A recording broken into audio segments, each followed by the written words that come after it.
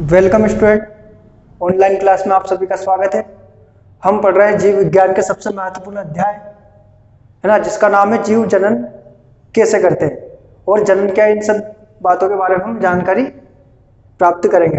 देखिए, हम पढ़ेंगे इसमें जनन क्या है या जनन के प्रकारों के बारे में पढ़ेंगे, साथ में जीव जनन क्यों करते हैं या कायिक प्रवर्धन क्या है, मुकुलन क्या है ना। तो आइए, उससे पहले मैं आपको बोर्ड एग्जाम के लिए बताता हूँ कि इस अध्याय से आपको एक 2 अंक का क्वेश्चन आएगा और एक 5 अंक का। ठीक है, तो सबसे पहले हम बात करते हैं जनन। देखिए, जनन सजीवों में अपने समान रंग रूप व आकृति के नए जीवों को उत्पन्न करने या आप बोल सकते हो यहाँ पे जन्म देने की क्षमता जनन कहलाती है। किसे बोलते हैं? जनन। तो देखिए, सजीवों में अपने ही समान रंग रूप आकृति के नए जीवों को जन्म देने की या उत्पन्न करने की जो क्षमता होती है उसे हम क्या बोलेंगे? यहाँ पे जनन बोलेंगे। और जनन देखिए, इसको 2 भागों में बांट सकते हैं। देखिए, जनन पहला होता है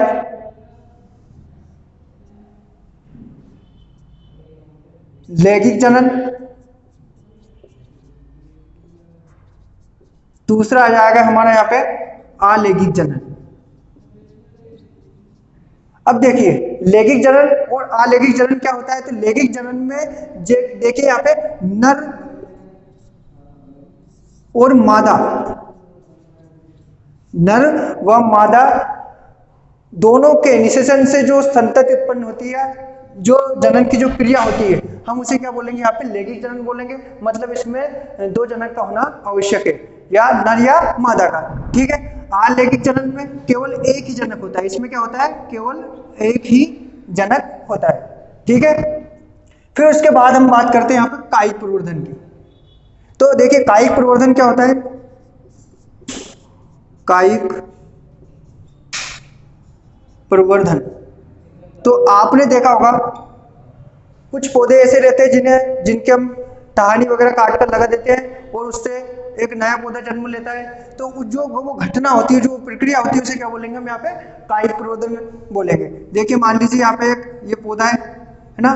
अब इस पौधे की कुछ टहनियों को काट कर मैंने कहाँ लगा दिया? ये मान लीजिए खेतों में लगा दिया। तो इससे जो नया पौधा उत्पन्न होगा, क्या उत्पन्न होगा? नया पौधा। वो जो प्रक्रिया वो क्या कहलाती है? कायिक प्रवर्धन कहलाती है। या मनुष्य द्वारा कृत्रिम रूप से पौधे के कुछ भाग को काटकर या उसकी कुछ रचनाओं को काटकर नए पौधे को जन्म देने की जो क्रिया है या प्रक्रिया है, वो क्या कहलाती है? कायिक प्रवर्धन कहलाती है। ठीक है। अब हम बात करते हैं यहाँ पे कि जीव जनन की क्रिया क्यों करते हैं, है ना। जो हमारा अध्याय का नाम क्या हमारा? जीव जनन क्यों करते हैं। तो देखिए, जनन को हमने समझा है कि जीव अपने ही समान रंग रूप आकृति के नए जीवों को जन्म देते हैं, वहां क्षमता क्या कहलाती है? जनन कहलाती है। पर लेकिन ये जनन की क्रिया क्यों करते हैं और किस प्रकार से एक नए जीव का जन्म होता है, तो इसको समझने के लिए आपने 9th क्लास में पढ़ा होगा कोशिका के बारे में। ये क्या है? कोशिका है ना। कोशिका की खोज किसने की थी? रॉबर्ट हुक ने की थी। रॉबर्ट हुक कब की थी? 1665 में। तो देखिए, हम 9th क्लास में पढ़ के आए कि हमारा जो शरीर है वो विभिन्न प्रकार की कोशिकाओं से मिलकर बना होता है। जैसे मान लीजिए ये कोई भवन है ना। अब उस भवन में भी ईंटें जो लगी रहती है वो क्या करती है? कोशिका का कार्य कर रही है। मतलब विभिन्न प्रकार की ईंटों के द्वारा किसका निर्माण हुआ है? भवन का निर्माण हुआ है। वैसे ही हमारे शरीर का जो निर्माण हुआ है वो विभिन्न प्रकार की कोशिकाओं से हुआ है। अब ये जो कोशिका है, इसके अंदर क्या पाया जाता है? केंद्रक पाया जाता है। कोशिका के अंदर केंद्रक पाया जाता है और इस केंद्रक के अंदर पाए जाते हैं गुणसूत्र, जिसे हम बोलते हैं क्रोमोसोम, गुणसूत्र। ठीक है। हम यहाँ पे जो समझ रहे हैं वो ये समझ रहे हैं कि किस प्रकार से एक नए जीव का जन्म होता है और किस प्रकार से हमारे शरीर का निर्माण होता है। तो देखिए हमारा शरीर कोशिका से मिलकर बना है और कोशिका के अंदर केंद्रक पाया जाता है और केंद्रक के अंदर गुणसूत्र पाया जाता है। और ये जो गुणसूत्र है, यह गुणसूत्र डीएनए प्लस प्रोटीन से मिलकर बना होता है। किससे मिलकर बना होता है? डीएनए प्लस प्रोटीन से। तो आइए थोड़ा सा हम डीएनए को समझ लेते हैं। डीएनए होता क्या है? देखिए डीएनए, डीएनए इसका पूरा नाम होता है डी ऑक्सी राइबो न्यूक्लिक अम्ल, डीऑक्सी राइबो न्यूक्लिक अम्ल। ठीक है, साथ में जो इसकी डीएनए है ना 1953 में, डीएनए की खोज 1953 में किसने की थी? वाटसन क्रिक ने। ठीक है, अब हम बात करते हैं तो जो आपका और मेरा डीएनए है ना वो 90% मैच करता है। क्या करता है?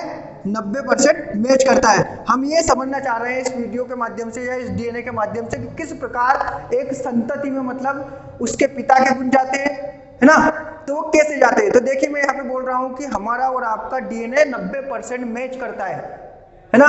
देखिए मान लीजिए आपके हाथों में 5 उंगली है, मेरे हाथों में 5 उंगली है ना। दूसरे हाथ में यदि देखते हैं इसमें 5 उंगली, आपको कान है, मेरे कान है, लेकिन यहाँ पे एक शब्द आता है कि आपका डीएनए और मेरा 90% क्या कर रहा है? मैच कर रहा है, लेकिन 10% क्या नहीं कर रहा है? मैच नहीं कर रहा है। इसी कारण आपका और फेस, आपका और मेरा जो फेस है, चेहरा है, वो एक समान दिखाई नहीं देता है। किस कारण नहीं दिखाई देता है? इस 10% डीएनए के कारण। ठीक है, तो डीएनए इसका पूरा नाम है डीऑक्सीराइबोस न्यूक्लिक अम्ल।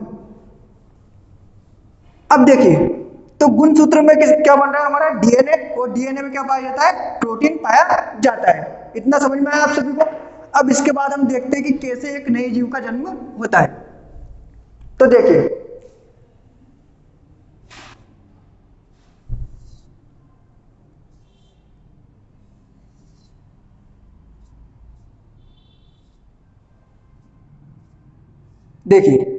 यहां पे मैं, ये क्या है? नर है और ये मादा है। ठीक है, अब जो नर है ना, इसकी जो कोशिका रहती है शुक्राणु कोशिका। कौन सी कोशिका लेंगे हम यहाँ पे? शुक्राणु। ठीक है, और जो मादा है उसमें पाई जाती है अंडाणु कोशिका। कौन सी कोशिका पाई जाती है? अंडाणु। अब मैंने अभी बताया था कि कोशिका के अंदर क्या पाया जाता है? आपका केंद्रक पाया जाता है ना। अब ये शुक्राणु और अंडाणु दोनों मिलकर किसका निर्माण करते हैं? युग्मनज बनाते हैं। क्या बनाते हैं? युग्मनज। युग्मनज का निर्माण करते हैं।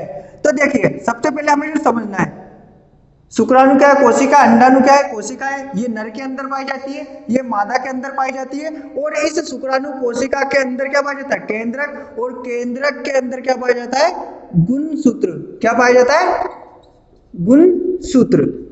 ठीक है, इसी प्रकार हम मादा में बात करें तो मादा की अंडाणु कोशिका के में क्या पाया जाता है? केंद्रक। और केंद्रक के अंदर क्या पाया जाता है? गुणसूत्र। क्या पाया जाता है? गुणसूत्र। तो देखिए जो नर है उसमें गुणसूत्रों की संख्या कितनी होगी? 23 होगी। यही बात करें मादा में गुणसूत्रों की संख्या कितनी होगी? 23 होगी। अब गुणसूत्रों के अंदर अभी मैंने आपको बताया था कि गुणसूत्रों के अंदर क्या पाया जाता है? हमारा डीएनए पाया जाता है। गुणसूत्र के अंदर डीएनए पाया जाता है। अब यहां से जो संतति उत्पन्न होगी तो 23 गुणसूत्र इसके और 23 गुणसूत्र नर के, दोनों मिलकर यहाँ पे क्या करेंगे? 46 गुणसूत्रों का निर्माण करेंगे। मतलब जो मनुष्य है उसमें गुणसूत्रों की संख्या कितनी है? 46 है। और वो किस प्रकार से ही? तो नर के 23 गुणसूत्र और मादा के 23 गुणसूत्र के मिलने से कितना हो गया? 46 गुणसूत्र हो गया। ठीक है, अब हम बात करते हैं कि नए संतति जो उत्पन्न होती है वो किस प्रकार से होती है। ठीक है, तो देखिए शुक्राणु और यहाँ पे क्या दे रखा हमारा? अंडाणु। ये किसका निर्माण करते हैं? यहाँ पे युग्मनज का। और युग्मनज के द्वारा क्या बनता है हमारा जीन, और जीन के द्वारा बनता है भ्रूण, और भ्रूण के द्वारा किसका निर्माण होता है, बेबी का निर्माण होता है, या हम बोल सकते हैं यहाँ पे नए संतति उत्पन्न होती है। ठीक है, अब ये आया कैसे, देखिए, तो मैंने अभी आपको बताया था कि हमारा शरीर कोशिका से मिलकर बना होता है। तो नर की शुक्राणु कोशिका तथा मादा की अंडाणु कोशिका है ना, उसमें क्या पाया जाता है, गुणसूत्र पाया जाता है, और गुणसूत्र में पाया जाता है डीएनए प्लस प्रोटीन। ठीक है, तो यहाँ डीएनए और प्रोटीन कहाँ आता है, यह युग्मनज यानी निषेचन की क्रिया के द्वारा यहाँ आता है, और यहाँ आकर ये जीन के माध्यम से क्या बनाता है, भ्रूण बनाता है, और भ्रूण के द्वारा किसका निर्माण होता है, बेबी का निर्माण होता है, संतति का निर्माण।